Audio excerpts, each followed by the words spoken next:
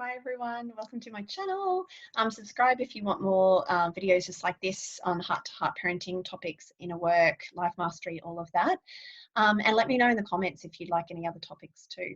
So today we're looking at speech issues, communication, being seen and heard. That is the life theme that I call that is coming up. Our children are energetically bringing this up in front of our eyes to look at, to say, will you, mum, first off, look at where you are not, allowing yourself to be seen and heard, or where you haven't in the past and have had to choke stuff down, which ironically is where we store it all. So the whole time in our life, when we haven't been seen and heard, that means, being told to be quiet, not show our emotions, not even allowed to express, like, I just want freedom. I don't want to do this, to the big stuff. Like, I don't want to go to school. I don't want to wear a uniform. I don't want to eat that food. And we've been told no. We've shoved that somewhere inside us.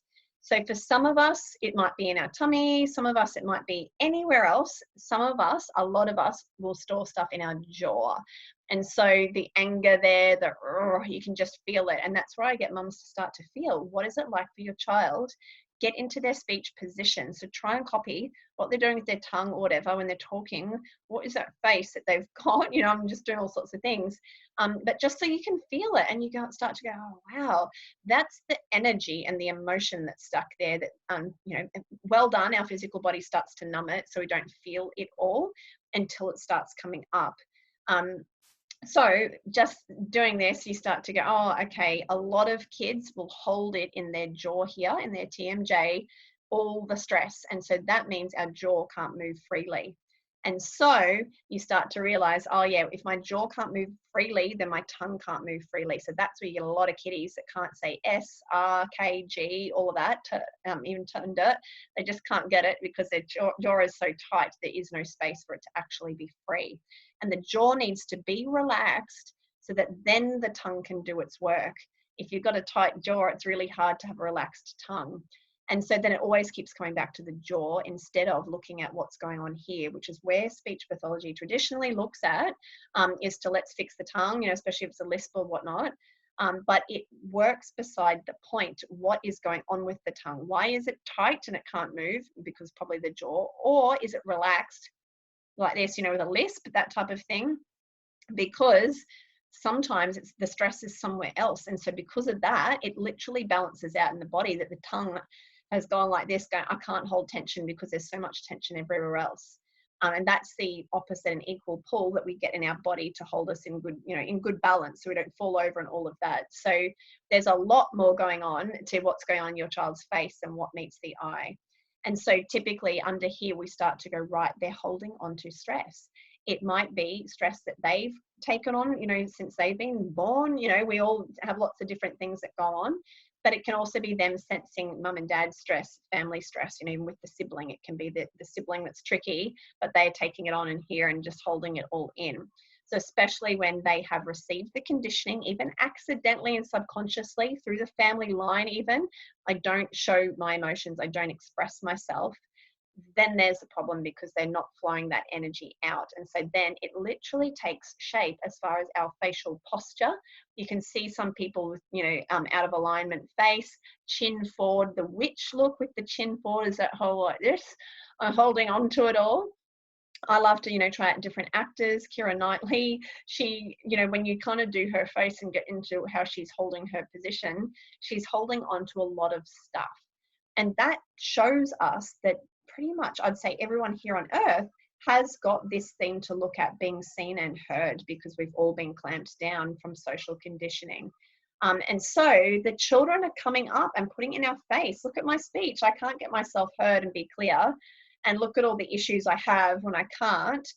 Will you look at yourself, mum? This is the mother-child healing part that totally goes, under the tip of the iceberg. So we've got the tip of the iceberg, the child with the speech issue, but underneath that is looking at, oh, where in my life am I not seen and heard? And it might be a completely different scenario. It might be that you go, oh yeah, my mum, she doesn't even hear what I say. She doesn't like what I do. It might be you go, oh yeah, my friend, she doesn't actually really get what I'm on about either. It can be I'm yelling at the kids because they're literally, I tell them to go do this, get ready or whatnot, and they don't. They just sit there and keep playing. I'm not seen and heard. But typically it goes beyond the children to something bigger. Oh, I've got soul work to do and I'm not being seen and heard. I'm literally not even stepping into that.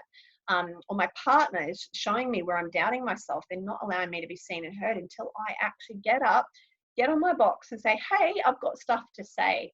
But that freaks us out in a lot of different ways because of past life stuff, family line stuff, where we've all, had heads chopped off or whatever for speaking up. So please start to look at yourself energetically before you go down what I call the allied health pathway. My child doesn't speak, so therefore I go straight to the speech pathologist. That might even be someone else suggesting to you. The teacher comes and says, your child looks like they've got some speech issues. You need, not even you might, happens, you need to go and see a speech pathologist. Book in. And so many mums are handing that power over to these people to go, okay, sure, that's what I do. And then they go. So first of all, before you go and even book to a speech pathologist, consider this. Can you see where you were muffled as a child? Does that feel like a good thing to sit with that and allow yourself to go, no more, I'm not passing this on to my children and they are not passing on any further either. I'm going to work on it here.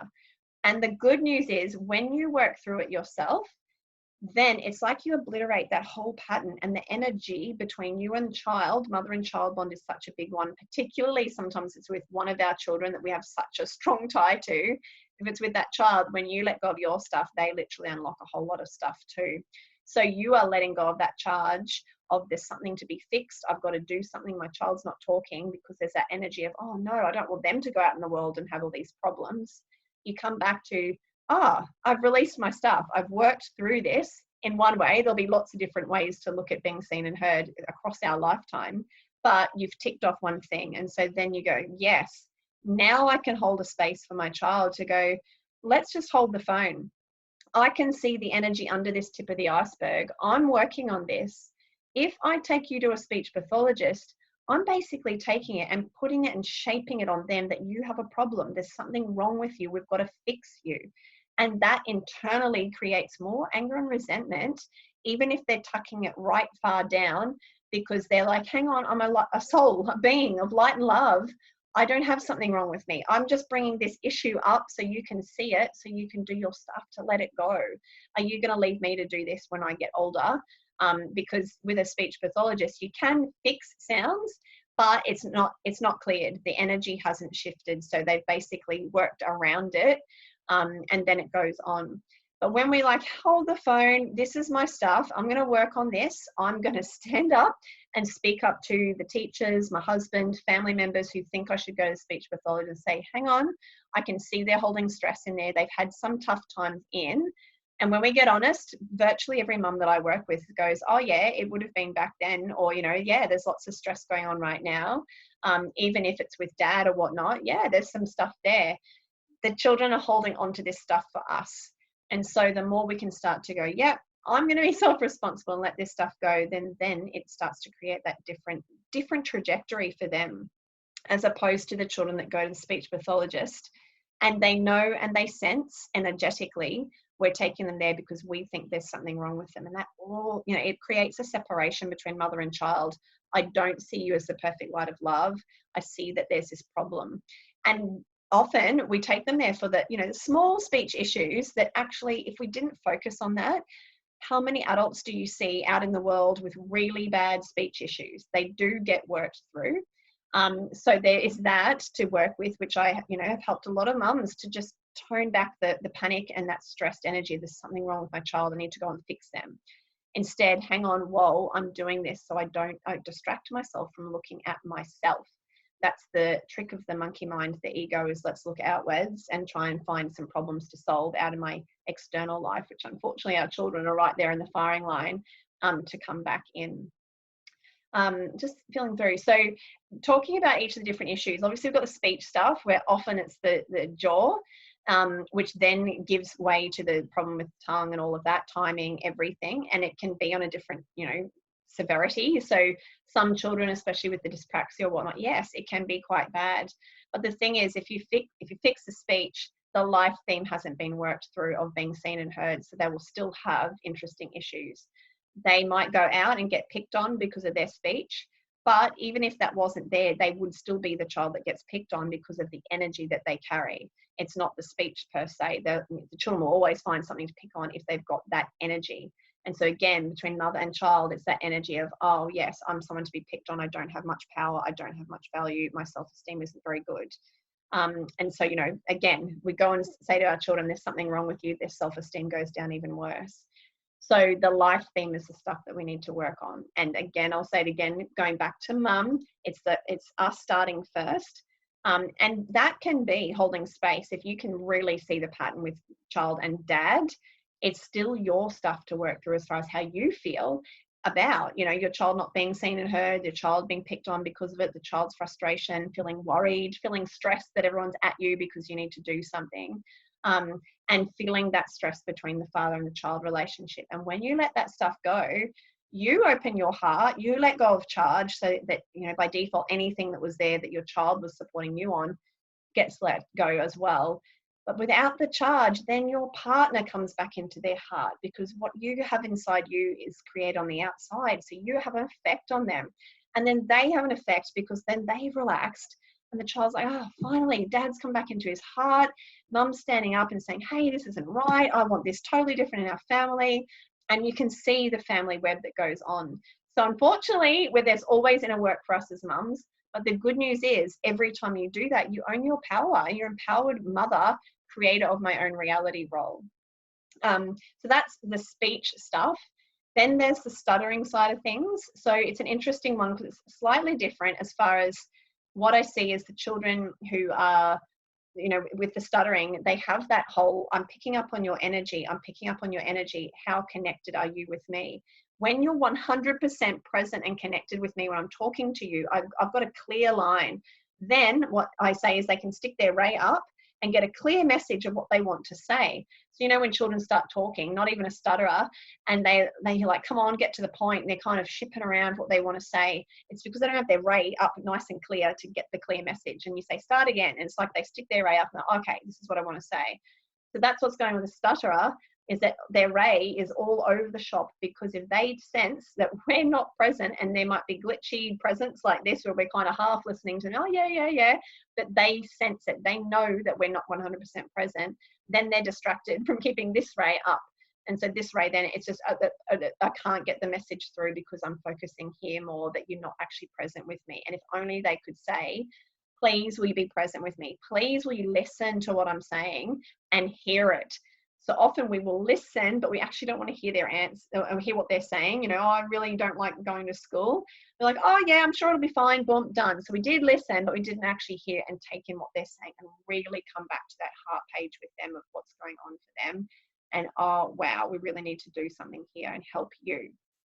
So that's the starter, is that there's glitchy connection. And so then there's glitchy connection with their message coming through. So that is, again, the inner work role to go, how do I find presence so that I can actually connect really well with my child and show them I'm really here, so that then they can go, okay, finally, I don't have to worry about what you're doing. I can actually tune in. And the big part is presence is not an overnight job, because it really is a reflection of our internal stress. If I'm thinking about something else, I'm worried about this and that to-do list and what she said, and my monkey mind's, I'm so angry about this person, whatnot, let alone past traumas and everything that's gotten our nervous system going, you can see that it's not an overnight job. So stuttering, curing is not an overnight job, because it really does work on, okay, I'm starting to come back to myself. I'm working on this trauma. I'm working on this. I'm letting my emotions come up. I'm really letting it out, as opposed to trying to keep things going, and it just doesn't help our children. So doing the deeper work is like, there's no overnight magic wand. It really doesn't happen like that. It really is, okay, yep, I can see this is tip of the iceberg stuff. I'm going to work on my stuff.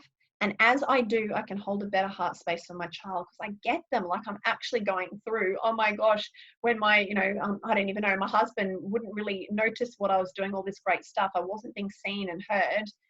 I work through that, then I'm like, oh yeah, I can see you're shipping around for, whatever, love, because you're not being seen and heard. I get it now. And I get you're holding on to like this because your little heart's not sure what to do with that. that's when you're holding a better heart space. That's when they start to go, I feel free to release my stuff, to speak honestly about what's really going on for me. Mum's actually wanting to hear it now. She's ready, because she's gone through the same thing. That's when this stuff starts to come out. So it's big work. And this is where I hope that I've been clear enough, because it is an interesting concept to kind of work really far backwards. The child is bringing up the issue so that we can change ourselves, so we can literally release it from the family line. And that's when you start to go, wow, I got so much emotion, anger and frustration that people won't hear me, and I'm saying this again, I'm yelling at my kids, whatever. If you sink into that and do it responsibly without taking out other people and just and whatever, you're letting go of stuff, ancestral stuff, past life stuff, your stuff from inner child, which is, you know, the crux of it. Let it go from your own life this time around, and then it will start to clear, especially if you say, yeah, let it go. I can see that through my mum, my dad, whatever. Let this stuff go. And then your children are free to start to actually then start to unravel. And it still might take a bit of a while, but we're not judging their path that they need to be perfect right now. And if you're not speaking right, well, then that's it. That is the old school conditioning of the allied health path, where we fix the problem at the tip of the iceberg level, and all this stuff plays out into the next generation. So I hope I've been clear enough. Please do ask any questions in the comments if you have any questions.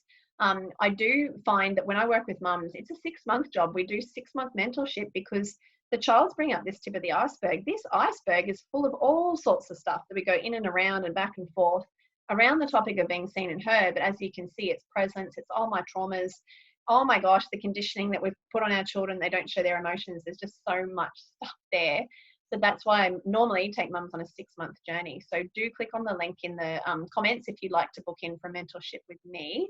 And as we go along, I've had some mums that have seen, you know, therapists at the same time for their children as me. And the interesting part is they do come back to, I need some space to work through this inner work stuff. It takes mental and emotional space.